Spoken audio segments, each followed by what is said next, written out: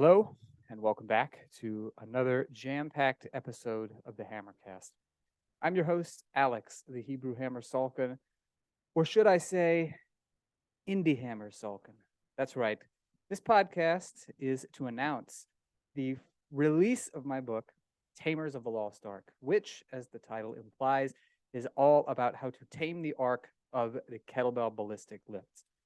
And before I tell you a little bit about the book, I want to tell you some background about why I wanted to write the book to begin with. And I'm going to go way, way back. Okay. Maybe not, like ancient back, but at least 5 years back. It was 2018, and I had been kind of working my way back from a couple of tweaks and injuries that I'd had. So I'd spent a lot of time thinking about the challenges that a lot of people face when it comes to learning the ballistic kettlebell lifts. And the biggest challenge that I see is taming the arc, because learning the hinge is really pretty straightforward. And the way that we approach it makes perfect sense. Now, if you have ever spent any time working with a kettlebell trainer, or if you have gone through a reputable kettlebell certification, one of the things that they are going to tell you, and they're absolutely right about this, is that you cannot think your way through a ballistic movement. Now, they didn't originate this idea, but this actually came from a guy named Brian Oldfield, who was a legendary throwing athlete, particularly in the shot put. And that was what he would point out. You just can't think your way through a movement like that. So the problem then becomes with the hinge, we've got variety of different ways to teach it. You've got unloaded hip hinging movements, and you've got the deadlift and things like that. So you have a way to learn the hinge slowly before you try to start doing it quickly. But any ballistic kettlebell movement is going to have at least two phases. There's the hinge, and then there's the arc. So the hinge, we always learn slowly, first and foremost.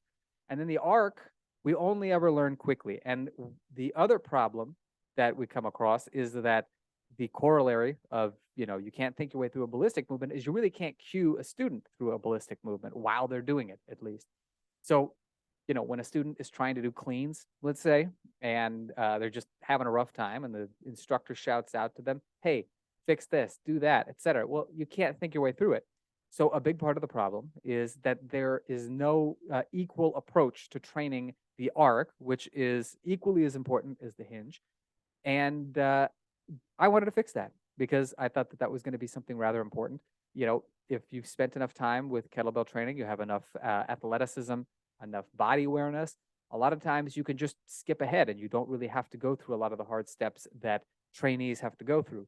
But given the fact that I trained so many people who just struggled to do anything more than swings in terms of ballistic drills, I wanted to try to figure out some ways to make the clean, the high pull, and the snatch much easier for them. And this book is dedicated to exactly that.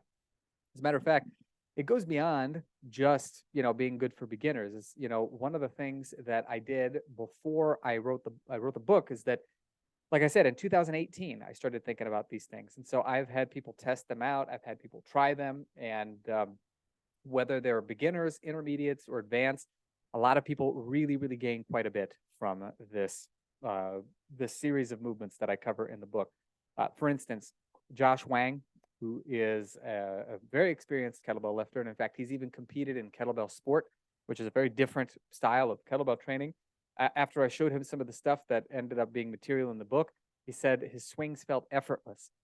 Hazen Allward, who is a very busy bricklayer, said that after using the exercises, he felt like his cleans and swings were a lot better, and it helped to tune up his technique. And this is a guy who, by the way, spends his entire day lifting, moving, very physically active, so very in tune with his body, and noticed a big difference in his technique. Another couple of cool ones that I thought were really great. Dr. Tzvi Doron said, I used to have a lot of trouble sequencing the clean to the rack position, and I'd bang up my forearms pretty regularly. I was shocked at how well this ring drill worked, and I'm giving away a little bit of the material in the book. It involves, well, I'll talk about that in just a second. And then finally, this was an especially cool one. Adam Zysek of the Czech Republic said that his snatches felt easier and he didn't bang his forearms anywhere nearly as often.